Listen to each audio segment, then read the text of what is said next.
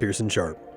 Living in America today feels like visiting a foreign country every time I leave the house. And not in a good way. Last time we talked about raising kids without screens and building a wholesome home culture. But what happens when you leave the house and you realize the world outside is nothing like that? Suddenly there's all these obese, blue and purple-haired troglodytes running around, piercings all over their face, guts hanging out, tattoos everywhere, and dressed like it's laundry day at a meth house. I don't know what they're doing in my country.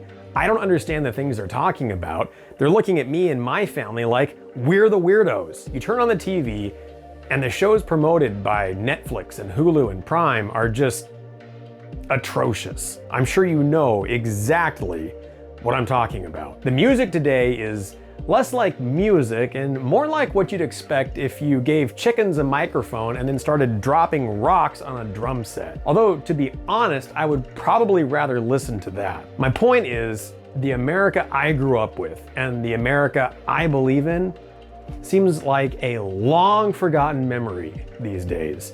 And every time I have to go outside our home, it's a painful reminder of just how far we've come. My values, my faith, my culture is nowhere to be found anymore. And so every trip into public or even discussions with family and friends feels like trying to have a conversation with someone from another country. And it feels hostile. Like whenever we go to the zoo, I'm like, damn, some of these people need to be on display in their own houses where no one can ever see them. I grew up with extremely traditional values, to put it mildly. Like King Arthur and Lancelot were my role models.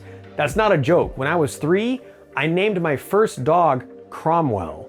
And the dog after that, I named Pellinor. I'm a big homebody, so is my wife, and we're happy spending our free time just lounging at home, playing with our girls, and having a wonderful time reading books and spending family time together. Apparently, that is not the norm for a lot of people, even people in our families. People always ask me if I've seen this or that show, and I'm like, dude, get out of here with your Last of Us. I'm on the 4th season of Star Trek Next Generation for the 100th time. Worf just met his long-lost son Alexander, and I can't wait to see what happens. My wife was telling one of her friends about our routines at night, and she was saying how we wind down together with our girls and then we go to bed. Her friend was like, wait, what you said doesn't make sense. You wind down together? And then she proceeded to explain how impossible that would be with her kids. We were at a party recently and there were lots of kids there, and man, I do not want my girls becoming friends with any of those kids. They sat there glued to their screens, chowing down on piles of candy. And I just thought to myself, wow, there goes America. Meanwhile, our girls were eating plates of fruit, playing by themselves, climbing trees, playing in the dirt, and just basically doing what kids used to do when I grew up in the 80s and the 90s. Also, as far as I know, all those kids are in daycare or they're in public school. John Taylor Gatto, a famous American school teacher, said something quite profound, and I want you to stop and think about it for a moment. Can you think of anything more radical in the history of the human race than turning your children over to total strangers whom you know nothing about and having those strangers work on your child's mind out of your sight for 12 years? Honestly, it's the most insane concept you can imagine, and we've just accepted it as totally normal and even good. Well-meaning people warn us that homeschooling our girls will make them weird, or they won't have proper social skills, when actually all the evidence shows homeschooled kids are happier, they're well-adjusted, more emotionally mature, better educated, they score 30% higher on standardized tests, and far more socialized than kids who go to public school. And again, I think that's down to the fact that parents are directly involved in raising their own kids. You create the culture in your home. You control what your kids are exposed to. If you expose your family to education, art, history, music, the things that are good and that elevate the human condition, then you will have children and a home that is elevated. If you don't, well, goodness produces goodness. Goodness never produces evil, and evil never produces things that are good. This isn't humble bragging about how great we are as parents or how wonderful our girls are, although I think both of those things are unquestionably true. What this is the strongest condemnation I can make against our absolutely savage, heathen culture that decimates everything good and noble in the human soul. I don't know, everyone's different. Maybe we have easy girls, but I think it comes down to parenting and prioritizing your kids over everything else. Like I said in the last video, we don't do screen time.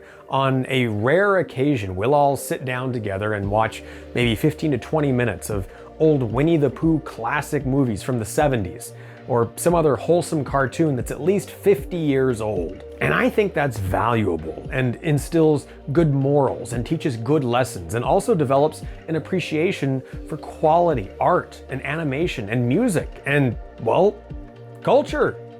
That's why the old cartoons feel so different and so wholesome, because they were. The adult jokes in modern cartoons are funny and they may go over kids' heads, but they still taint the cartoon with a touch of vulgarity and modernize it in a way the old cartoons and movies and shows never did. Same with music.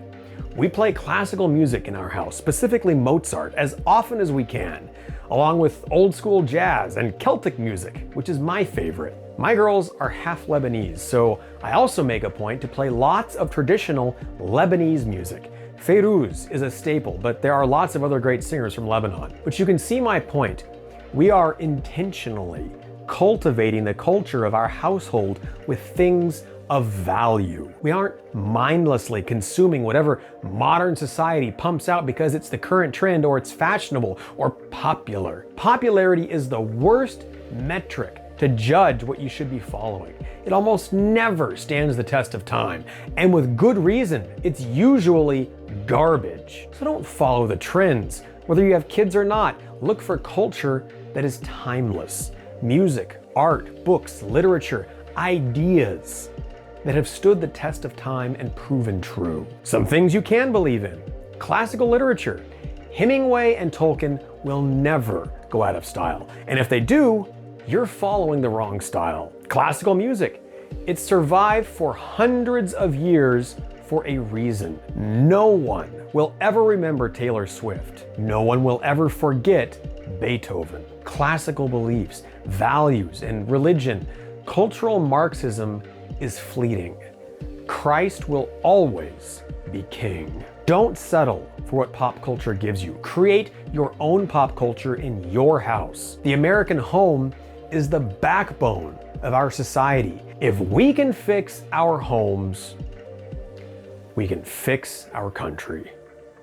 What do you think? Are we taking things too far? Do we need to just relax and let our kids enjoy experiencing modern culture? No, absolutely not. Do you want communism? Because that's how you get communism. Until next time, stay safe, stay sharp, and follow God.